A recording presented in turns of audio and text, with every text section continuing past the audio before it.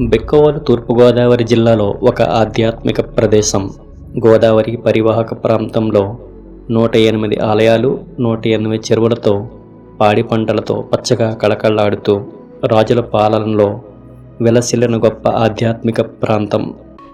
ఎన్నో ఆలయాలు కాలగమనంలో శిథిలాలుగా మిగిలిన, కోటలు మట్టిలో కలిసిపోయిన అప్పటి ఆ ఆనవాళ్లు మాత్రం ఇంకా మిగిలే ఉన్నాయి.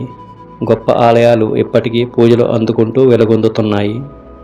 బిక్కవోలు మొదట చాళుక్య విక్రముని పేరుట విక్రమపురం గాను, మూడవ విజయాదిత్యునిగా పిలువబడిన గణగ విజయాదిత్యుని కాలం క్రీస్తు శకం 849-892 మధ్యలో బిరుదాంకిన ఓలుగాను పిలువబడి కాలగమనంలో బిక్కవోలుగా నామాంతరం చెందింది అనేది ఒక కథనం. అయితే బిరుదాంకితుడనే పల్లవరాజు కొంతకాలం పరిపాలించడం వలన ఈ ప్రాంతాన్ని బిరుదాంకిత ఓలుగా పిలిచేవారని, కాలక్రమేణా అది బిక్కవోలుగా మార్పు చెందిందని మరొక కథనం. ఎవరు పాలించినా ఇక్కడ 108 ఆలయాలు కట్టడం, 108 చెరువులు తవ్వించడం జరిగిందని చారిత్రక కథనాల వలన తెలుస్తున్నది. వారి కాలంలో కట్టబడిన గోలింగేశ్వరాలయం, చంద్రశేఖరాలయం, రాజరాజేశ్వరి ఆలయం, చెన్నకేశవాలయం, విఘ్నేశ్వరాలయం, కుమారస్వామి ఆలయం తూర్పు చాళుక్యుల కాలం నాటి శిల్పకళా సంపదకు నిదర్శనాలుగా ఉన్నాయి. బిక్కవోలు చుట్టుపక్కల గ్రామాలైన పెద్దాపురం, సామర్లకోట, పిఠాపురం కూడా చారిత్రక ప్రాధాన్యమున్న ప్రాంతాలు కావటం గమనార్హం. ఇక ఈ ఆలయాల గురించి చూస్తే బిక్కవోలులో ప్రధానంగా ఉన్న ఆలయం శ్రీ గోలింగేశ్వర స్వామి వారిది. ఈ ప్రాంతం బిరుదాంకపురంలో మందబైలు అనే చోట భూమిలో కప్పబడి ఉండేది. గ్రామంలో ఉన్న ఓ రైతు యొక్క ఆవు ప్రతిరోజు తన పాలు ఈ ప్రదేశంలో కార్చి వెళ్ళిపోయేది.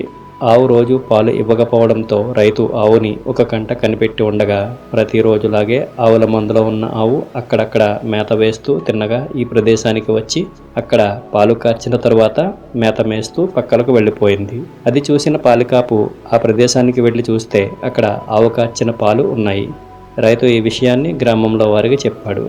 గ్రామస్తులంతా పాలు కార్చిన ప్రదేశానికి వెళ్ళి చూడగా సమతలంగా ఉన్న ప్రాంతంలో పాలు ఒకే చోట మడుగట్టి ఉండటం గమనించారట.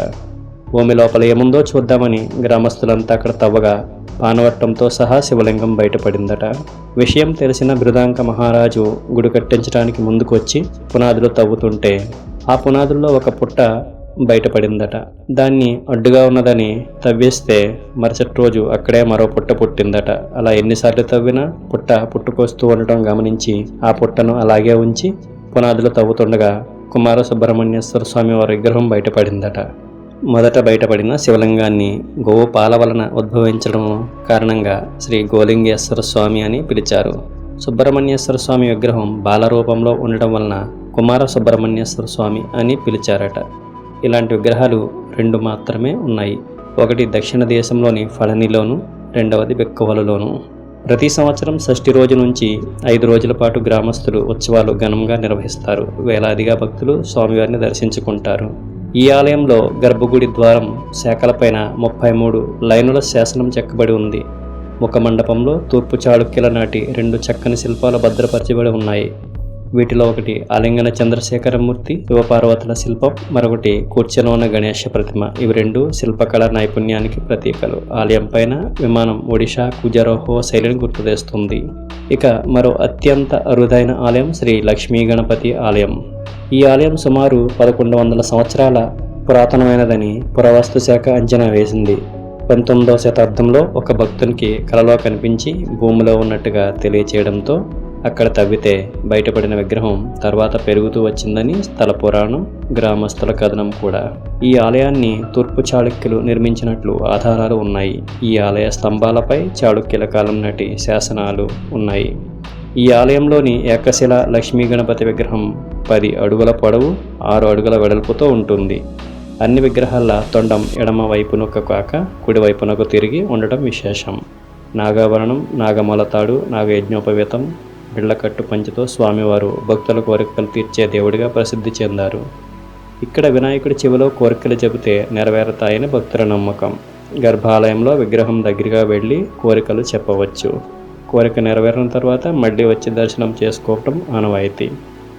ఈ ఆలయంలో గణపతి నవరాత్రులు, సుబ్రహ్మణ్యేశ్వర స్వామి ఉత్సవాలు ఘనంగా జరుగుతాయి. గణపతి హోమం చేయించుకోవటం ఇక్కడ సాంప్రదాయం. ఈ ఆలయం చుట్టుపక్కల ప్రాంతాల నుండే కాక రాష్ట్రం నలుమూలల నుండి భక్తులు విశేషంగా వస్తూ ఉంటారు.